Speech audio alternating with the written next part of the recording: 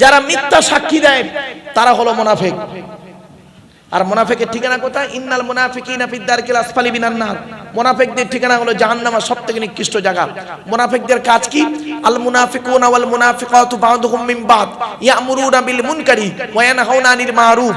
আল্লাহ পাক কোরআনে বলছেন, এক মুনাফিক অপর মুনাফিকের সঙ্গ নেয়। কি রকম সঙ্গ দেখবেন? ইয়ামুরুনা বিল মুনকারি, ভালো কাজে বাধা দেয়, ওয়া ইয়ানহাউনা আনিল মারুফ, আর খারাপ কাজে আদেশ করে। ভালো কাজে বাধা দেয়, খারাপ কাজে কি করে? উদ্বুদ্ধ করে। এরা হলো মুনাফিকের নিদর্শন। আমার বাপেরা বাড়ি থেকে ভাববেন। চলুন এবার মুনাফিকদের দেখতে কেমন হয় বলবো। আরে ভাই বলবো কি বলো? মুনাফিকদের দেখতে আমি বলিনি, কোরআন বলছে, ওয়াইদা রাআইতাহুম তু'জিবুকা আজসামুহুম ওয়া ইন ইয়াকুলু তাসমা লিকাউলিহিম কাআন্নাকুম খুশুবুম মুসান্নাদা ইয়াহসাবুনা কুল্লা সাইহাতিন আলাইহিম হুমুল আদুউ ফাহসারুহুম কাতালাহুমুল্লাহু আন্না ইউফাকুন। সূরা মুনাফিকুন 28 পারে আল্লাহ বলছেন মুনাফিকদের কি করে চিনবে নবী? আল্লাহ রাসূলকে নবীজি বলছেন, আল্লাহ রাসূলকে আল্লাহ পাক বলছেন কি, নবী মুনাফিকদের চিনবে কি দেখে? কি দেখে চিনবে? গালে দাড়ি, মাথায় টুপি, নামাজও পড়ে, রোজাও রাখে, পাগড়িও পরে। কি দেখে চিনবেন মুনাফিককে? বলছে এক নাম্বার হলো ওয়াইদা রাআইতাহুম তু'জিবুকা আজসামুহুম, ওদের দেহটা দেখলে তুমি আশ্চর্য হয়ে যাবে, চাকচিক্য থাকবে। আর কি? ওয়া ইন ইয়াকুলু তাসমা, ওরা যখন কথা বলবে না নবী তুমি দেখবে মনোযোগ সহকারে শুনবে, কত ভালো ভালো কথা বলছে। লিকাউলিহিম কাআন্নাকুম খুশুবুম মুসান্নাদা, ঠিক ওদের কথাটা কিরকম? দেয়ালে একটা কাঠকে ঠেকিয়ে রাখলে যেমন কোনো অস্তিত্ব থাকে না, ঠেলে দিলে পড়ে যায়, তো ওদের কথাটা ঠিক ওই রকম। আর কি মারাত্মক কথা, এবার শুনুন, ইয়াহসাবুনা কুল্লা সাইহাতিন আলাইহিম। আর মুনাফিকদের একটা হলো কি জানেন? প্রত্যেকটা কথা ওরা ওদের বিরুদ্ধে মনে করে, ওদের বিরুদ্ধে।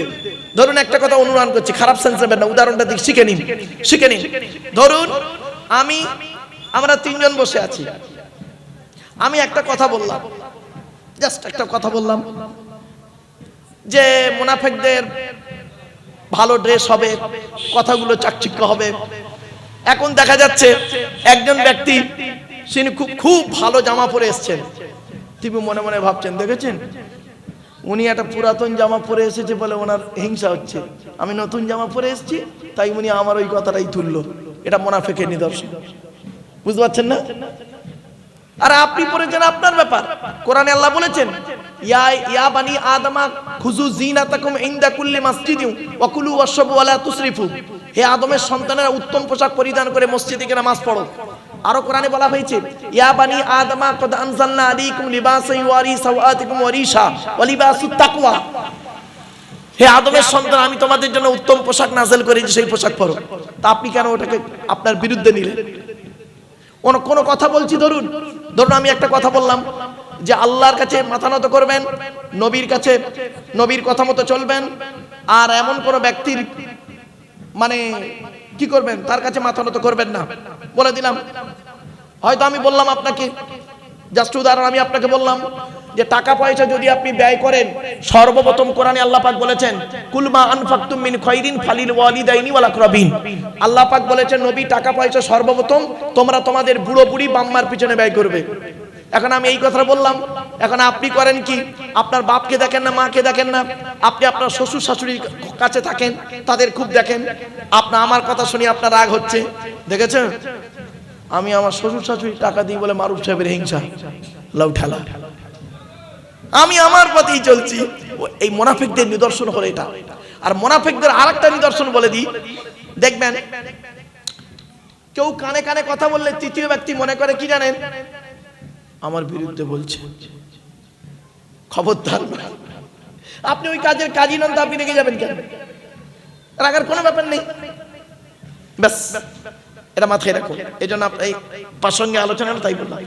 এরপর আল্লাহ পাক বলছেন, আল্লাহর ক্ষমতা নিয়ে আল্লাহ বলছেন। আচ্ছা বাপেরা, আজকের এখানে ভূগোলের একটা আলোচনা। ভূগোল আপনারা জানেন বায়ুমণ্ডলের স্তর আছে, স্ট্র্যাটোস্ফিয়ার, এক্সোস্ফিয়ার, আয়নোস্ফিয়ার আছে। এটা কোরআনের আয়াত থেকে বেরিয়েছে। আল্লাহ পাক বললেন, ইন্নাল্লাহা ইমসিকুস সামাওয়াতি ওয়াল আরদা আন তাযুলা ওয়ালা ইন যালাতা ইন আমসাকুহুমা মিন আহাদিন মিন বাদি ইন্নাহু কানা হালিমান গফুরা। আল্লাহ পাক বলছেন আসমান আর জমিনের মধ্যবর্তী জায়গায় একটা স্তর আছে, ওই স্তরের উপরে যারা থাকবে মহাশূন্যে ভেসে বেড়াবে, স্তরের নিচে যারা থাকবে মাটি তাদের আকর্ষণ করে রাখবে। কোরআনের এই আয়াতকে নিয়ে কে গবেষণা করলো? 1665 খ্রিস্টাব্দে আপেল গাছের তলায় গালে হাত দিয়ে বসে বসে ভাবতে ভাবতে বের করলেন, মধ্যাকর্ষণ শক্তি আবিষ্কার করে ফেললেন। Second scientific sir Isaac Newton ভাবতে ভাবতে বের করলেন আপেল গাছের তলায় বসে বসে। আল্লাহ পাক কি বলছেন দেখি, ইন্নাল্লাহা ইমসিকুস সামাওয়াতি, নিশ্চয়ই আল্লাহ আসমান জমিনকে ধরে রেখেছে যাতে করে সেটা টলে যায়। আর কি, ওয়ালা ইন জালাতাইন আমসাকুহুমা মিন আহাদিম মিন বাউদি, আর যদি একবার আসমান জমিন টলে যায় তাহলে তিনি ছাড়া আর কারোর ধরার ক্ষমতা নেই। ঠিক না বেঠিক? এটা মনে রাখবেন। এই জন্য পৃথিবী ধ্বংসের লক্ষণ, আল্লাহ ভূমিকম্প দিয়ে পৃথিবী ধ্বংস করে দেবে। পৃথিবী ধ্বংসের কয়েকটা লক্ষণ আছে, তার মধ্যে 1 নাম্বার হলো বিদ্যা উঠে চলে যাবে, 2 নাম্বার ব্যভিচার বেড়ে যাবে, 3 নাম্বার মদ খাওয়া বেড়ে যাবে, 4 নাম্বার সুদ খাওয়া বেড়ে যাবে, 5 নাম্বার ঘুষ খাওয়া বেড়ে যাবে, আরো অনেকগুলো আছে, একটা একটা করে আসছে পরে। ইন্নাহু কানা হালিমান গফুরা, নিশ্চয়ই সে আল্লাহ হলেন কি দয়ালু এবং ক্ষমাকারী। এরপর আল্লাহ পাক বলছেন কুফরি যারা করে, অস্বীকারীরা তারা কি করে জানেন? ওয়া আকসামু বিল্লাহি জাহাদা ঈমানিহিম লাইন জাআব নাযীরুম লা ইয়াকুনুন্না আহদা মিন ইহদাল উমাম ফালাম্মা জাআহুম নাযীরুম মা যাদাহুম ইল্লা নুফুরা। তারা কি করে জানেন? কসম আল্লাহর উপরে কসম খেয়ে তারা তাদের ঈমানটাকে মজবুত করার চেষ্টা করে। কেন? তাদের কাছে এসেছে একজন নাযীর, ভয় দেখানেওয়ালা। আর কে? যত তাদেরকে বলে নবী রাসূলুল্লাহ তাদেরকে যতই বলে তোমরা আল্লাহর পথে ফিরে আসো, মা যাদাহুম ইল্লা নুফুরা, তাদের বক্রতা, হিংসা, নোংরাটাই তাদের মধ্যে বেশি বেড়ে যায়। এজন্য বাপেরা আল্লাহর কোরআন নবীর হাদিস মোতাবেক জীবন যাপন করুন। এরপর আল্লাহ পাক বলছেন তারা অহংকার করে ইস্তিকবারান ফিল আরদ, জমিনের মধ্যে অহংকার, মাকরা সাইয়্যি, আর খারাপ ষড়যন্ত্র করে। আর কি করে? আর তাদের ষড়যন্ত্র তাদেরকেই ঘিরে ফেলে। ওয়ালা ইয়াহিকুল মাকরু সাইয়্যু ইল্লা বিআহলি, দেখবেন যারা ষড়যন্ত্র করে মানুষকে ক্ষতি করার জন্য আল্লাহ পাক তাদেরকে সেই ষড়যন্ত্রে ফেলে দেয়। এখান থেকে একটা বাক্য শুনে নিন, আল্লাহ ছাড় দেয়, ছেড়ে দেয় না। আপনি কি ভাবছেন আপনি একজনকে ঠকাবেন আজকে? আপনাকে একদিন ঠকতেই হবে, একদম 100%। আল্লাহর বিচার হলো সূক্ষ্ম বিচার। তাই আল্লাহ পাক বলছেন ওয়ালা ইয়াহিকুল মাকরু সাইয়্যু ইল্লা বিআহলি, যারা করে ষড়যন্ত্র, শত্রুতা করে ষড়যন্ত্র করে, আল্লাহ পাক তাদেরকে তাদের ষড়যন্ত্রে ফেলে দেয়। এরপর আল্লাহ পাক বলছেন ফাহাল ইয়ানজুরুনা ইল্লা সুন্নাতাল আউয়ালিন, তারা কি দেখে না? তারা কি দেখে? সুন্নাতাল আউয়ালিন, প্রথম তরিকা। আর আল্লাহ পাক বলছেন ফালান তাজিদা লিসুন্নাতিল্লাহি তাবদীলা, আল্লাহর সুন্নাত অর্থাৎ আল্লাহর তরিকা, আল্লাহর যে নিয়মাবলী কোনো পরিবর্তন পাবে না, আর কোনো উল্টো পাল্টা হবে না। জোরে বলুন সুবহানাল্লাহ। যারা ওলি হবে, শুনে নিন, যারা ওলি হবে, হাক্কানি পীর হবে, তারা জীবনে কোনোদিন আল্লাহর কথা, নবীর কথাকে পরিবর্তন করবে না। কোরআনে বলা হয়েছে সূরা ইউনূসের 62 নম্বর আয়াত, লা তাবদীলা লিকালিমাতিল্লাহ, আল্লাহর কথার যারা পরিবর্তন করবে না। ওলি হতে গেলে তার 50টা শর্ত আছে, তার মধ্যে এই 50টা শর্তের ভিতরে একটা হলো কি, লা তাবদীলা লিকালিমাতিল্লাহ, আল্লাহর কথার কোনো পরিবর্তন করবে না। এজন্য খাঁটি মুমিন যে হবে আল্লাহর কথার পরিবর্তন করতে যাবে না। আর যারা খাঁটি মুমিন হবে না, যারা আল্লাহকে অস্বীকার করবে আর অহংকার করে পৃথিবীতে চলবে, তারা করবে কি, পৃথিবীতে অস্বীকার করবে, বিভিন্ন দিক থেকে সুযোগ খুঁজবে। একটা সুযোগ খোঁজার উদাহরণ দেবো। এই দেখুন নবীজির জামানার ঘটনা। লোকটার নাম হলো সালাবা। কি বললাম? সালাবা। নবীজি একদিন, এই ঘটনাটা কোথায় আছে? এ শানে নুজুলটা হলো, এ শানে নুজুল আয়াতটা কোথায় আছে? সূরা তাওবা। ওই এক ব্যক্তি নবীজির কাছে এসে বলছেন, হে নবী, আপনি আমার জন্য একটু দোয়া করুন।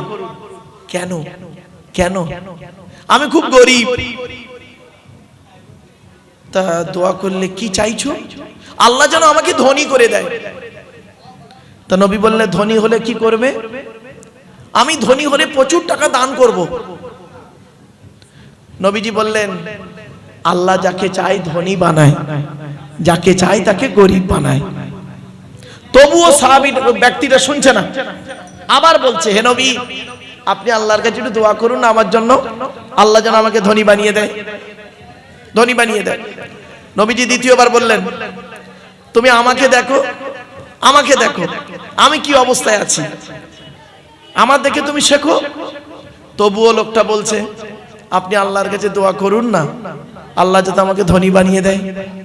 তৃতীয়বার হয়ে যাবার পরে চতুর্থবার আল্লাহর নবী করলেন কি, বললেন, হে আল্লাহ আপনি এই ব্যক্তিকে ধনী বানিয়ে দিন। তো আল্লাহ তাকে ধনী বানিয়ে দিলেন। কিরকম ধনী হয়েছে শুনে নিন। এত বকরি আল্লাহ দিয়েছিলেন, সেই বকরি মদিনার বাজারে শহরে থাকতে পারলো না। উনি মদিনার শহর থেকে গ্রামের দিকে জায়গা কিনে নিলেন, সেখানে বকরি চড়া মানে বকরির পাল রাখতে লাগলেন। এত আল্লাহ দিয়েছে। 1 বছর হয়ে যাবার পর আল্লাহর নবী একজন ব্যক্তিকে পাঠালেন, যাও তো সাহাবার কাছে যাও তো, জাকাত ফরজ হয়ে গেছে ওর উপরে, জাকাতটা নিয়ে এসো। তো সেই ব্যক্তি এসেছেন, নবীজির তরফ থেকে এসেছেন, এসে বলছে, ভাই আমি আল্লাহর নবীর কাছ থেকে এসেছি, নবীজি আমাকে পাঠিয়েছেন, আপনার উপরে জাকাত ফরজ হয়ে গেছে, আপনি জাকাত দেন। কি করছে শুনুন। হ্যাঁ জাকাত তো দিতে হবে, এটা দেওয়া দরকার, আচ্ছা দেখছি। ভালো। কিছুক্ষণ পরে বলছে, আচ্ছা ভাই আপনি চলে যান, আমি আগামী বছরের জাকাত 2 বছরের জাকাত একসঙ্গে আমি পাঠিয়ে দেবো।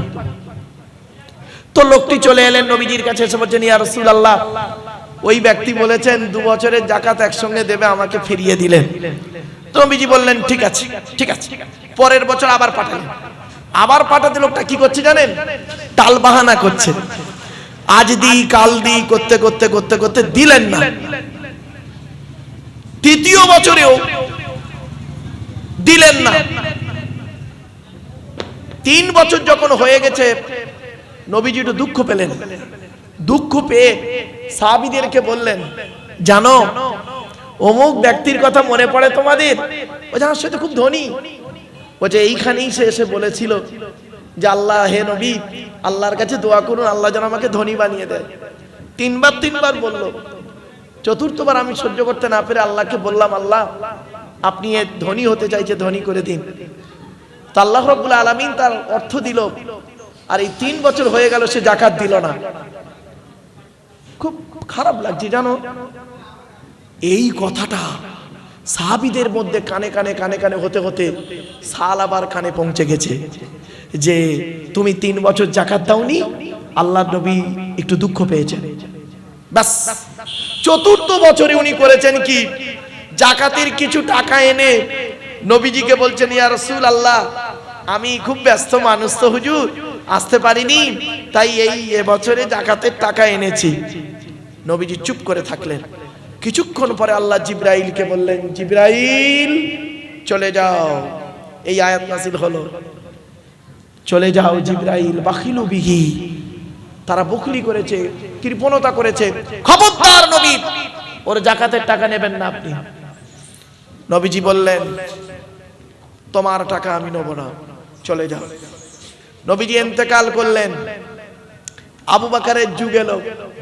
উনি কিছু টাকা এনে হযরত আবু বকর সিদ্দিক রাদিয়াল্লাহু তাআলা আনহুকে বললেন, হুজুর আমিরুল মুমিনিন আমি জাকাতের টাকা দিচ্ছি আপনাকে, আপনি নেন না। উনি বললেন, দেখো যে টাকা নবী নেয়নি, আমি আবু বকর জীবিত থাকা অবস্থায় সে টাকা নেব না, ফিরে যাও। হযরত আবু বকর ইন্তেকাল করলেন, হযরত উমর খলিফা হলেন। উমরের যুগে উনি করলেন কি, অনেকগুলো টাকা এনে হযরত উমরকে বলছেন, আমিরুল মুমিনিন আপনি আমার জাকাতটা গ্রহণ করুন। হযরত উমর বললেন, যে টাকা রাসূল নেয়নি, আবু বকর নেয়নি, আমি উমর কখনোই ও টাকা নিতে পারবো না, চলে যাও। হযরত উমর রাদিয়াল্লাহু তাআলা আনহু ইন্তেকাল করলেন। হযরত উসমান গনি রাদিয়াল্লাহু তাআলা আনহু খলিফা হলেন। হযরত উসমান গনির কাছে এসে খুব কান্নাকাটা করছেন, খুব কান্নাকাটা করছে আর বলছে, আমার যাকাতটা আপনি দয়া করে নিন। হযরত উসমান গনি রাদিয়াল্লাহু তাআলা আনহু বললেন, যে টাকা নবী নেয়নি, যে টাকা নবী নেয়নি, আবু বকর ওমর নেয়নি, উসমান সে টাকা কোনোদিন নেবে না, চলে যাও। লাস্টে কি হলো শুনুন, লাস্টে কি হলো? ওই ব্যক্তি সব শেষ হয়ে গেল। খুব কষ্টে হযরত উসমান গনি রাদিয়াল্লাহু তাআলা আনহু জামানায় ইন্তেকাল করলেন। কি ভাবছেন? এখানে বসে বসে ভাবুন, না জানি আল্লাহ ওই ব্যক্তির মতো না করে আমরা অনেক সময় বিপদ থেকে উদ্ধার হয়ে গেলে আল্লাহর ভুলে যাই। এজন্যই আমি বলেছিলাম বক্তব্যের শুরুতেই, প্রিয়জন আর কি প্রয়োজন। এজন্যই কথাটা বলেছিলাম বাবা। হয়তো প্রথমে বুঝতে পারেননি যে কথাটা কেন বললো আজকে 4টে শব্দ। চলো এরপর আল্লাহ পাক বলছেন, হে পৃথিবীর মানুষ, তোমরা কি এই জমিনটা ঘুরে দেখো না? আওয়ালাম ইয়াসিরু ফিল আরদি ফায়ানজুরু কাইফা কানা আকিবাতুল লাযিনা মিন ক্বাবলিহিম ওয়া কানু আশাদ্দা মিনহুম কুওয়া ওয়া মা কানা আল্লাহু লিইউজিজাহু মিন শাইইন ফিস সামাওয়াতি ওয়া লা ফিল আরদি ইন্নাহু কানা আলিমান কদিরা। আল্লাহ পাক বললেন, ওরে দুনিয়ার মানুষ, আসমান জমিনে তোরা ঘুরে ঘুরে দেখ। আওয়ালাম ইয়াসিরু ফিল আরদি, তারা কি জমিনের মধ্যে ভ্রমণ করে না? জমিনের মধ্যে তোমরা ভ্রমণ করো। অন্য আয়াতে আল্লাহ পাক বলছেন, কুল সিরু ফিল আরদি, নবী বলে দাও জমিনের মধ্যে তোমরা ভ্রমণ করো। আমার সৌন্দর্যময় পৃথিবী কি করে তৈরি করেছি, পাহাড় পর্বত নদ নদী কিভাবে তৈরি করলাম একবার দেখো। আর আমি আল্লাহ, আমাকে আল্লাহ আল্লাহ বলে একবার ডাকো। আল্লাহ বললেন, তোমরা পৃথিবীর জমিন ঘোরো, পৃথিবী ঘোরো, আর ঘুরতে ঘুরতে তোমরা দেখো যারা পৃথিবীতে আমাকে অস্বীকার করেছে, আল্লাহকে অস্বীকার করেছে, নবীদের সঙ্গে শত্রুতা করেছে, তাদের অবস্থা কি করেছি একবার লক্ষ্য করে দেখো। ফেরাউনের লাশটা আজও রেখে দিয়েছি। শুধু তাই নয়, নমরুদের মালাখানা আজও ভাঙা পড়ে আছে। ঠিক না বেটি? কোথায় আছেন? আল্লাহ বলে সব নিদর্শনগুলো রেখে দিয়েছি। যারা আল্লাহর সঙ্গে অস্বীকার করেছে, আল্লাহর সঙ্গে বিরোধিতা করেছে, তাদের অবস্থা কি হয়েছে, আযাব কেমন এসেছে দেখো। শুধু তাদের উপরে আসেনি, তাদের আগে যারা এসেছে তাদের উপরে এসেছে। সুতরাং পৃথিবীর মানুষ, এই পৃথিবীর জমিনে আযাব কখন আসবে কেউ জানে না। মনে রাখবেন, আপনার উপরে বালা মুসিবত কখন আসবে আপনি জানেন না। এজন্য বালা মুসিবত আসার আগে আপনি আল্লাহর উপরে ধৈর্য ধারণ করুন। তাই আল্লাহ পাক কোরআনে 104 জায়গায় বলেছেন, 104 জায়গায় আছে ধৈর্যের কথা, সবরের কথা। সবর শব্দটা 104 জায়গায় কোরআনে আছে। কি ধৈর্য ধারণ করেছেন আপনি? আল্লাহ পাক কোরআনে বলেছেন, নবী আপনি বলে দিন, ওরা আল্লাহকে পেতে গেলে দুটো জিনিসের মাধ্যমে পাবে। কটা? ইয়া আইয়ুহাল্লাযীনা আমানুস্তাঈনু বিস-সাবরি ওয়াস-সালাম ইন্নাল্লাহা মা'আস-সাবিরিন। হে ঈমানদার বান্দাগণ, তোমরা আল্লাহর কাছে, আমার কাছে প্রার্থনা, সাহায্য প্রার্থনা করবে। অর্থাৎ তুমি আল্লাহকে পাবে দুটো জিনিসের মাধ্যমে। এক নাম্বার হলো বিসবরি, সবরের মাধ্যমে আমি আল্লাহ আমাকে পাবে। তোমার উপরে মান অপমানিত করা হবে, লাঞ্ছিত করা হবে, তোমাকে উল্টো পাল্টা বলা হবে, তোমাকে বিভিন্ন দিক থেকে পরীক্ষা করা হবে, তোমার জান মাল দিয়ে পরীক্ষা করব। ধৈর্যের পরিচয় তুমি দিলে তুমি আল্লাহর মাকবুল বান্দা হয়ে যাবে, আল্লাহর প্রিয়জন হবে। তার দলিল বলে যাচ্ছি, হযরত আইয়ুব নবী 18 বছর রোগে থাকার পরেও আল্লাহকে ভুলে যায়নি, আল্লাহর কোনদিন ইবাদত করতে ভুলে যাননি। আল্লাহ পাক করলেন কি, উরকুদু বিরিজলিকা হাযা মুগতাসালুম বারিদু ওয়াশরাব। হযরতে ইউনূস নবী 40টা দিন মাছের পেটে থাকার পরেও আল্লাহকে ভুলে যায়নি। মাছের পেটের ভিতর থেকে আল্লাহকে ডাক দিলেন, লা ইলাহা ইল্লা আনতা সুবহানাকা ইন্নী কুনতু মিনাজ জালিমিন। কি ভাবলেন? শুধু তাই নয়, 40 দিন ছিলেন। হযরতে ইব্রাহিম খলিলুল্লাহ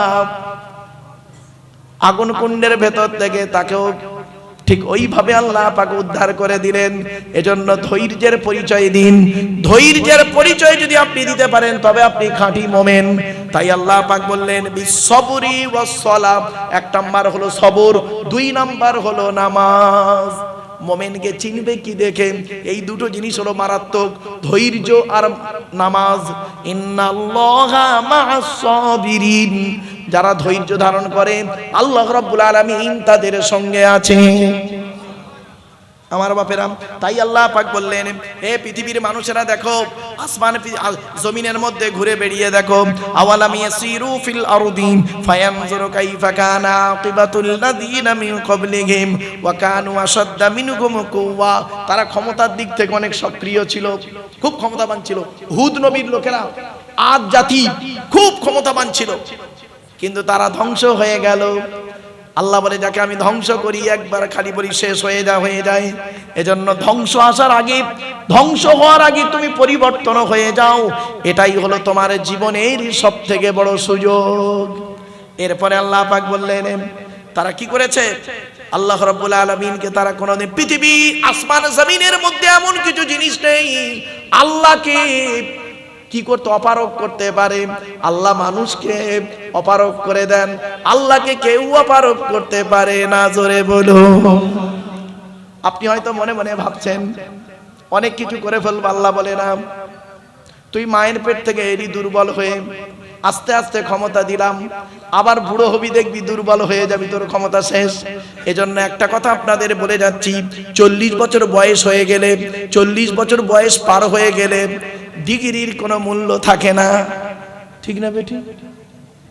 ডিগ্রির মূল্য থাকে না 40 বছর বয়সের পরে গো বাপ। আর 60 বছর বয়স হয়ে গেলে, 50 বছর বয়স হয়ে গেলে, এই মা বোনেরা শুনে নিন, খুব তো রূপের বাহার দেখান, স্বামীকে গুরুত্ব দেন না, খবরদারে কাজ কোনোদিন করবেন না। শুনে নিন আমার মা বোনদের বলে যাচ্ছি, মা বোনেরা, আল্লাহ রাসূল একদিন সাহাবীদেরকে বললেন তোমাদের বাড়িতে কয় শ্রেণীর মেয়ে ছেলে আছে বলো। সাহাবীরা বললেন ইয়া রাসূলুল্লাহ আমাদের বাড়িতে 4 শ্রেণীর মেয়ে ছেলে আছে। কে কে? মা, বোন, মেয়ে, বউ। আল্লাহর নবী বললেন এই 4 শ্রেণীর মেয়ে ছেলে জান্নাতি না জাহান্নামী বলো। সাহাবীরা বললেন ইয়া রাসূলুল্লাহ জান্নাতি না জাহান্নামী বলবো কিভাবে, এটা তো বলা সম্ভব নয়। আল্লাহর নবী বললেন যে সমস্ত মেয়েদের মধ্যে কমসে কম 6টা অভ্যাস থাকবে, ওই মেয়ে ছেলে যত নামাজ পড়বে, রোজা রাখবে, হজ করবে, ওই মেয়ে ছেলে হবে জাহান্নামী। কটা? 6টা অভ্যাস থাকবে। আমার মা বোনরা, চৈতলের মা বোনরা আজকে এসেছেন, মায়েরা বোনেরা, আপনাদের মধ্যে এই 6টা অভ্যাস যেন না থাকে। আর আপনাদেরকে আমি অনুরোধ করছি বাড়িতে গিয়ে এই 6টা অভ্যাসকে পরিবর্তন করার চেষ্টা করবেন। 1 নাম্বার নবী বললেন ওই নারী হলো জাহান্নামী নারী যে নারী স্বামীর সঙ্গে যখন কথা বলে মেজাজ দিয়ে কথা বলে। অনেক মা বোন আছে দেখবেন পাড়ার লোকের সঙ্গে কথা বলে মিষ্টি ভাষায়, আর স্বামীর সঙ্গে যখন কথা বলে মেজাজ দিয়ে কথা বলে। খবরদার জীবনে কোনোদিন স্বামীর সঙ্গে মেজাজ দিয়ে কথা বলো না মা। মনে রাখবে স্বামী নামক বটগাছটা যেদিন মরে যাবে, স্বামী নামক বটগাছটা যেদিন মরে যাবে, সেই দিন বুঝতে পারবে কি জিনিস হারিয়েছেন। 2 নাম্বার হলো ওই নারীদের প্রতি আল্লাহর গজব যে নারী স্বামীর দুর্নাম বদনাম অন্যের কাছে করে বেড়ায়। 3 নাম্বার হলো ওই নারীর প্রতি আল্লাহর গজব যে নারী স্বামী থাকতে অন্য পুরুষের সঙ্গে পরকীয়ায় লিপ্ত হয়। 4 নাম্বার হলো ওই নারী যে নারী স্বামীর বিছানা ছেড়ে দিয়ে অন্য বিছানায় রাত কাটায়। 5 নাম্বার হলো ওই নারীর প্রতি আল্লাহর গজব যে নারী স্বামীর পরিবারের সঙ্গে খারাপ আচরণ করে। অনেক মেয়ে ছেলে আছে দেখবেন স্বামীকে খুব ভালোবাসে, স্বামীর বাপ ভাইয়ের দেখতে পারে না।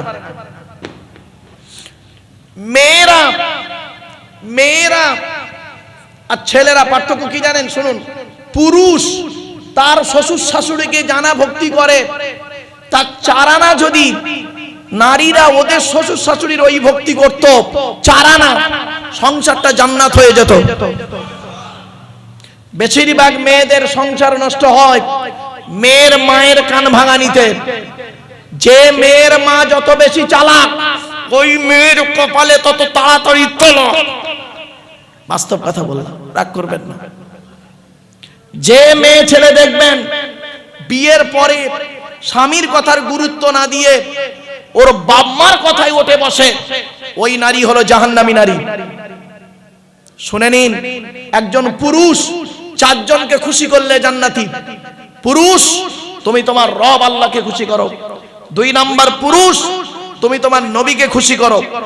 3 নাম্বার পুরুষ, তুমি তোমার জন্মদাতা বাপকে খুশি করো। 4 নাম্বার পুরুষ, তুমি তোমার পেটে ধরা মাকে খুশি করো। আগে ভালো ছেলে হন, পরে ভালো জামাই হবেন। আমরা ভালো ছেলে হতে পারিনি, ভালো জামাই হতে পেরেছি। বাড়ি থেকে ভাববেন। শুধু তাই নয়, একজন নারী 3 জনকে খুশি করলে জান্নাতি। 1 নাম্বার নারী, তুমি তোমার রব আল্লাহকে খুশি করো, অর্থাৎ কোরআন মোতাবেক জীবন যাপন করো। 2 নাম্বার নারী, তুমি তোমার নবীকে খুশি করো, নবীর হাদিস মোতাবেক জীবন যাপন করো। মেয়েদের 5 রকম পোশাক পরা হারাম। করকম 5 রকম পোশাক পরা হারাম। মা বোনেরা ভালো করে শুনে নিন।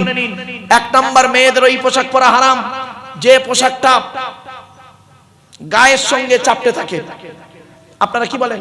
টাইট ফিট পোশাক, এটা পরা হারাম।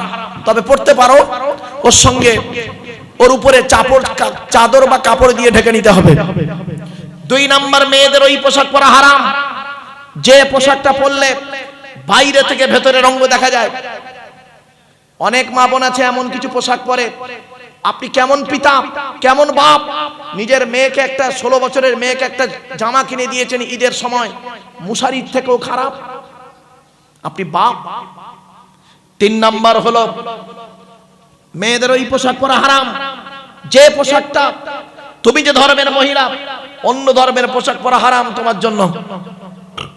4 নাম্বার, মেয়েদের ওই পোশাক পরা হারাম যে পোশাকটা বিপরীত লিঙ্গের মতো। তার মানে কোন মেয়ে ছেলে বেটা ছেলের পোশাক পরতে পারবে না, কোন বেটা ছেলে মেয়ে ছেলের রূপ ধারণ করতে পারবে না। অনেক মা বোন আছে, বাচ্চা ছেলে মেয়েকে আপনি, আপনার 6 বছরের বাচ্চা মেয়েকে আপনি জিন্সের প্যান্ট আর গেঞ্জি পরিয়ে দিলেন, ওই মেয়েটা 16 বছর বয়স হলে ও কি বোরকা পরবে আশা করলেন? বাড়ি থেকে ভাববেন। তারপরে 5 নাম্বার বলা হয়েছে, 5 নম্বরে বলা হয়েছে ওই মেয়েটির, ওই মেয়ে ছেলে, মেয়েদের ওই পোশাক পরা হারাম যে পোশাকটা পরলে বিপরীত লিঙ্গকে আকর্ষণ করে। মা বোনদের বলে যাচ্ছি, মায়েরা বোনেরা, আল্লাহ আপনার যে রূপ দিয়েছে, এই রূপ কেবলমাত্র আপনার স্বামীর জন্য। স্বামী ছাড়া অন্যের কাছে যদি কোনো মহিলা তার রূপ প্রকাশ করে, জাহান্নামী নারীর পরিচয়। এজন্য মা বোনদের বলে যাচ্ছি, মায়েরা বোনেরা, স্বামীকে গুরুত্ব দিন, স্বামীকে কোনোদিন কাঁদাতে যাবেন না। আজকের অনেক মা বোন দেখা যায় স্বামীর সঙ্গে ঝগড়া হয়েছে, শ্বশুর শাশুড়ির নামে বধূ নির্যাতন কেস দিয়েছে। ঠিক না বেটি? শ্বশুর শাশুড়ির নামে বধূ নির্যাতন কেস। আপনি ভাবলেন কি করে? আপনাকে আল্লাহ ছেড়ে দেবে না? আপনি শ্বশুর শাশুড়ি বেচারা ভালো মানুষ, তারা অত সাথে প্যাঁচে থাকে না। স্বামী স্ত্রী ঝগড়া করেছে, শ্বশুরের নামে কেস, শাশুড়ির নামে কেস। খবরদার নয়, মনে রাখবেন, ক্ষমতার অপব্যবহার আপনি করবেন না, কবরে আপনার শুতে হবে। তাই আল্লাহ রাব্বুল আলামিন বললেন, ইন্নাহু কানা আলিমান কদিরা, নিশ্চয়ই আল্লাহ রাব্বুল আলামিন সব জানেন, তিনি হলেন সবথেকে বড় ক্ষমতাবান। এরপরে আল্লাহ পাক বললেন, শুনে নিন, এই লাস্টের এই আয়াতটার কথা আপনাদেরকে বলি। এই আয়াতটার একটু আলোচনা খুব দীর্ঘ, তার আগে একবার দরুদ শরীফ। আল্লাহুম্মা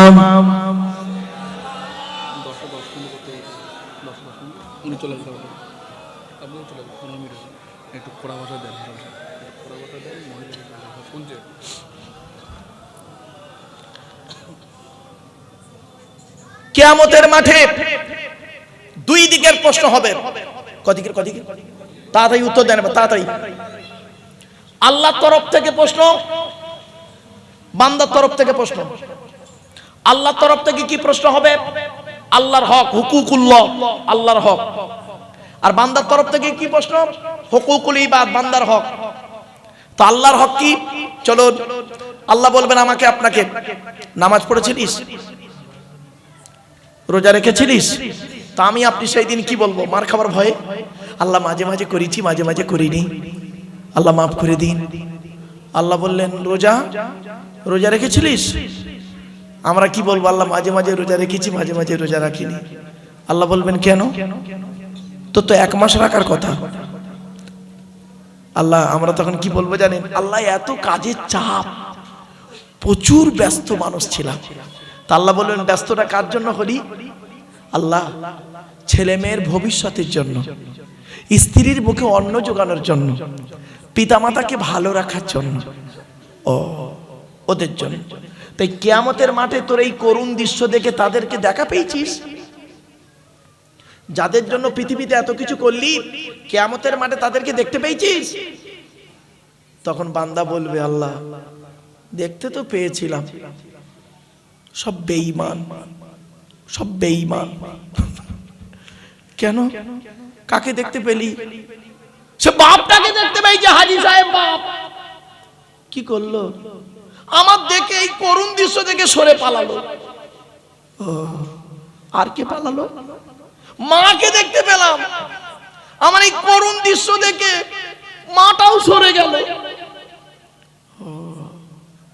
কেন? আমি আল্লাহ কোরআনে পৃথিবীতে বলে দিইনি? তোদের কাছে কোনো বক্তা, কোনো আলেম তোদেরকে বলেনি আমার কোরআনের এই আয়াতটা? বান্দা তখন বলল আল্লাহ কোন আয়াত? ইয়া আইয়ুহান নাসুত্তাকু রাব্বাকুম ওয়াখশাউ ইয়াওমান লা ইয়াজজি ওয়ালিদুন আন ওয়ালাদিহি ওয়ালা মাউলুদুন হুয়া জাযিন আন ওয়ালিদিহি শাইয়্যা ইন্না ওয়া'দাল্লাহি হাক্কুন ফালা তাগুররান্নাকুমুল হায়াতুদ দুনিয়া ওয়ালা ইয়াগুররান্নাকুম বিল্লাহিল গরুর।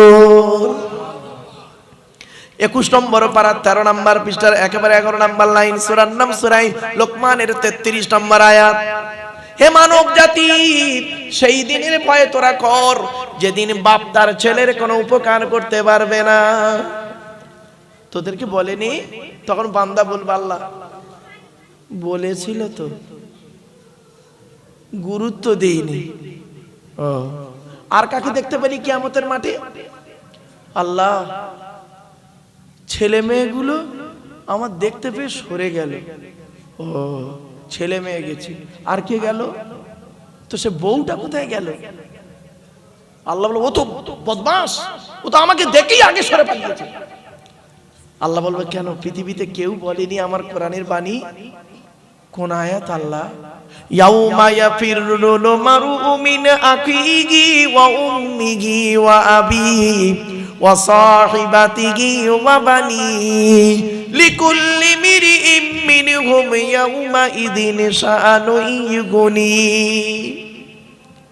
সেই দিনের কথা তোরা মনে কর বান্দা, যেদিন বাপ তার ছেলের কোনো উপকার করতে পারবে না, ছেলে তার বাপের কোনো উপকার করতে পারবে না, ভাই ভাই থেকে সরে যাবে।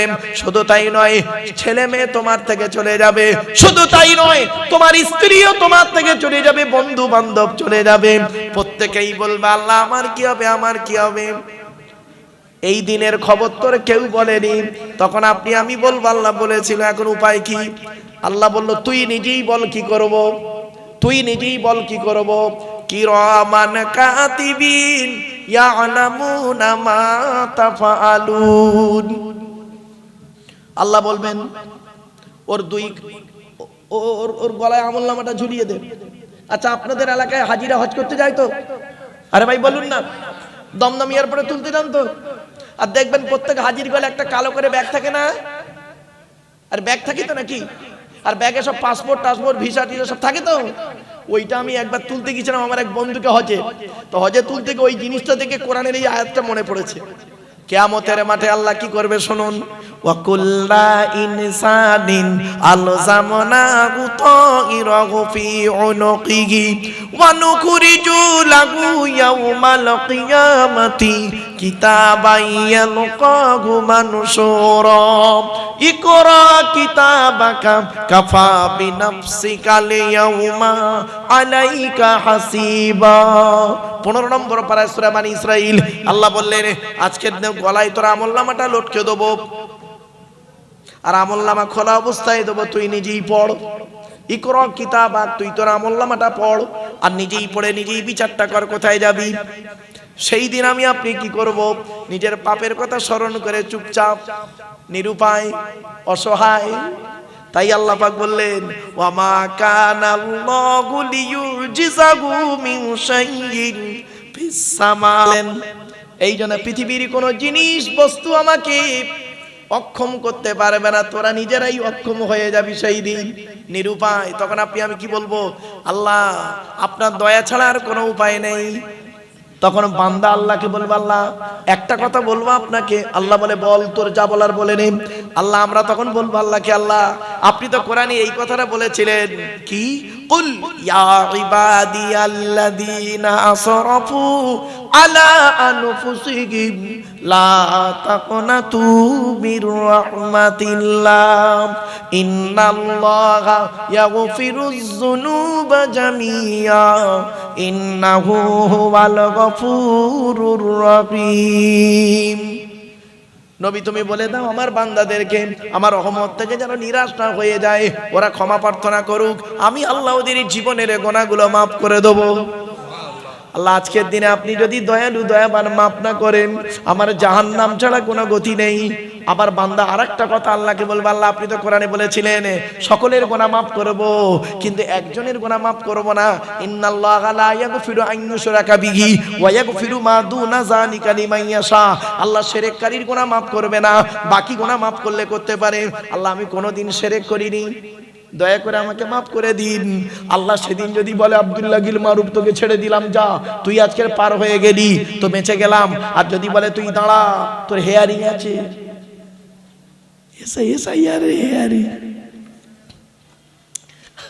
আজকে এখন আপনারা হেয়ারিং শুনে বুক কেঁপে গেল আপনাদের হ্যাঁ আর 2017 সাল 18 সাল আর 19 সাল এই 3 বছর আমি ভারত পশ্চিম বাংলায় যত জলসা করেছি জলসা করতে করতে 2 ঘন্টা 3 ঘন্টা 4 ঘন্টা ওয়াজ করতে করতে বলেছিলাম একটা কথা আপনাদের মনে পড়ছে কিনা দেখুন আমি ঠিক এইভাবে বলেছিলাম বাবাজিরা আজকে জলসা শোনার পর বাড়ি যাবেন বাড়িতে গিয়ে কাল সকালবেলা জন্ম সার্টিফিকেট আধার কার্ড ভোটার কার্ড